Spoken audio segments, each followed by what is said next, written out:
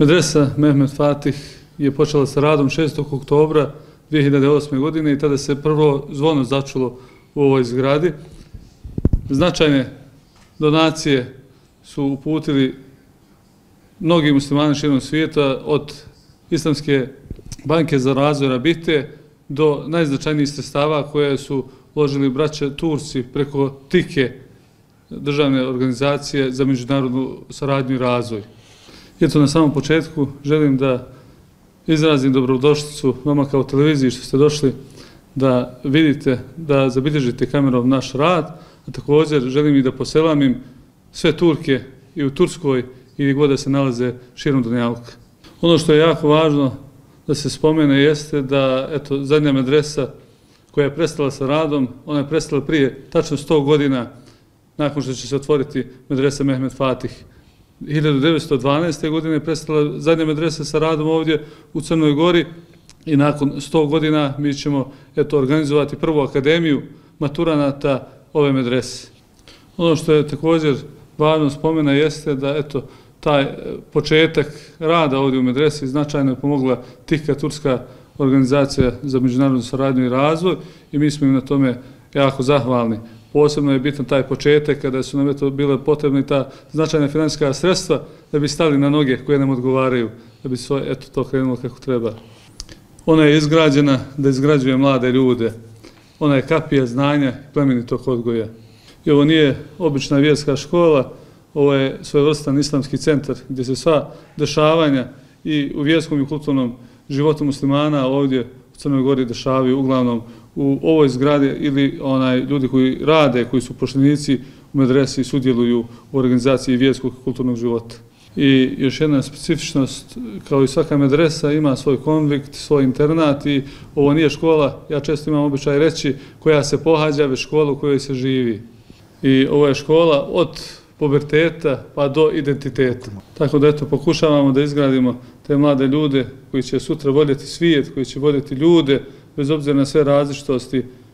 Doživljavamo te različitosti u državi u kojoj živimo kao bogatstvo, a ne kao prepreka za komunikaciju i za napredak. Mi smo počeli sa 64 učenika 2008. godine, sada imamo preko 300 učenika, tako da je više djevojčica od dječaka. Imamo također jedno istorijno odjeljenje u Rožajama, žensko odjeljenje medrese Mehmet Fatih. Nastojimo svaki dan da im obezbijedimo što bolje uslove ovdje i za rad i za učenje. Mi smo specifična zajednica kao islamska zajednica ovdje u Crnoj Gori zato što sastavljeni smo od dva naroda, od Albanaca i Bošnjaka, i zato se i nastava izvodi dvojezično. Imamo nastavu na bosanskom jeziku i nastavu na albanskom jeziku. I to je posebnost naše medrese, nemamo sličan primjer nigdje na Balkanu. Među tim učenicima koji pohađaju ovdje medresu imamo dosta jetima. Oni su u potpunosti oslobođeni plaćanja školarine.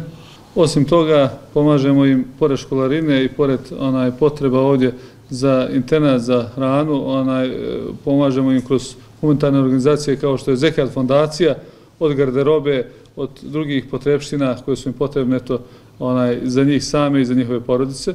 I inače, što se tiče svih učenika u medresi, oni simbolično plaćaju školarinu ovdje i boravak, također i korištenje kuhinje. 20 eura je participacija i za te koji plaćaju 20 eura, samo simbolično plaćaju školarinu mjesečno ovdje u medresi.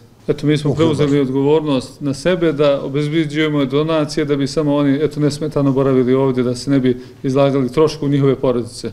I zahvaljujući dobrim ljudima, zahvaljujući vakifima, zahvaljujući i svim profesorima koji su angažovani da se taj model tako odabere i da funkcioniše, on je besprekorno ovdje u funkciji. Samim otvaranjem medrese Mehmet Fatih ovdje u Podgorici značajno se je otoplila klima u samoj Crnoj Gori i u tom vjerskom životu. Mi smo bili u nekom nezavidnom položaju i infrastrukturno i kadrovski na polju duhovnosti prije same medrese, prije nego što je ona počela sa radom. Infrastrukturno se značajno uznapredovalo, imamo medresu na 20.000 metara kvadratnih ovdje prostora slobodnoga i 13.500 metara kvadratnih ukrovljenog prostora. Od toga kompleks čine 2 internata, 2 konvikta, muški i ženski, i 5. zgrada koja je u izgradnji, škola Hifsa.